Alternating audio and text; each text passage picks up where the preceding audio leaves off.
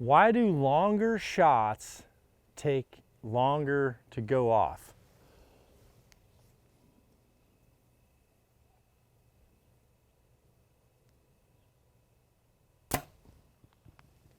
They shouldn't. That's the answer, they shouldn't. Because honestly, a key to unlocking another level of archery is for you to start counting in your head and focusing on making your long shots activate at the same tempo or pace as your short ones do. This is something that I just failed to look at from that perspective for so long. I thought it's further, I gotta aim, I need to aim tighter, I gotta hold a little steadier, I need to wait for the right time.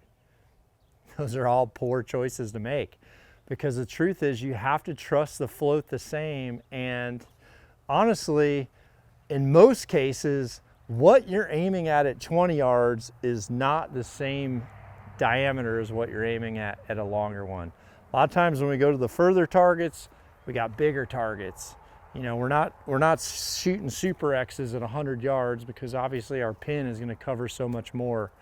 All the targets in archery are designed so that they get bigger and bigger and bigger systematically. You go to the Redding trail shoot, you look at the dots up at the close ones on the butterflies, look at this perspective of those, and then go back to the longest one on Bigfoot and look at the perspective.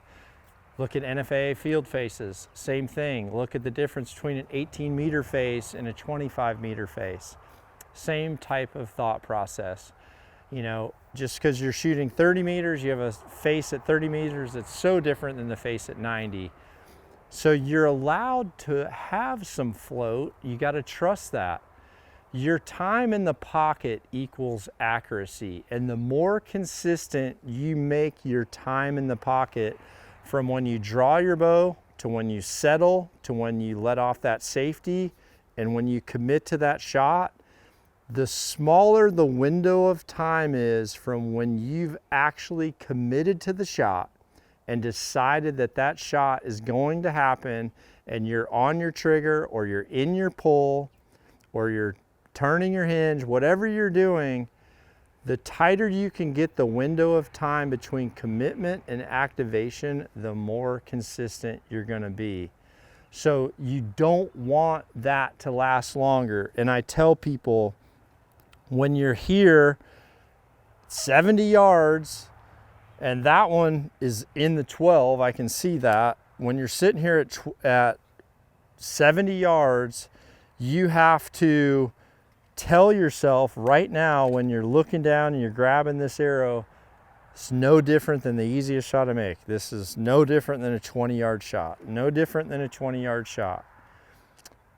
It might be further, doesn't matter. Same shot. It's the same exact shot, and tell yourself, what is my window of time? For me, 3 to 7 seconds is ideal. That is my ideal of time. I'm shooting a silverback, so you can see once I've let off that safety and my thumbs come around, I am committed to the pull. So that, for me, that's when that time happens. So 1 1000, 2 1000, 3 1000, 4 1000, 5 1000. If I'm going off between the 3 to the 7, I'm happy.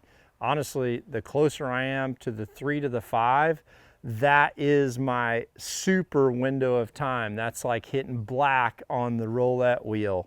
So why does a long shot take longer? It shouldn't. It shouldn't. You have to mentally tell yourself that this is the same shot.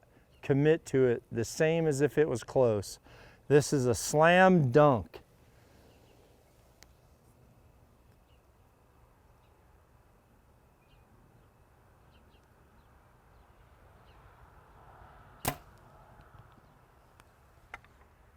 See?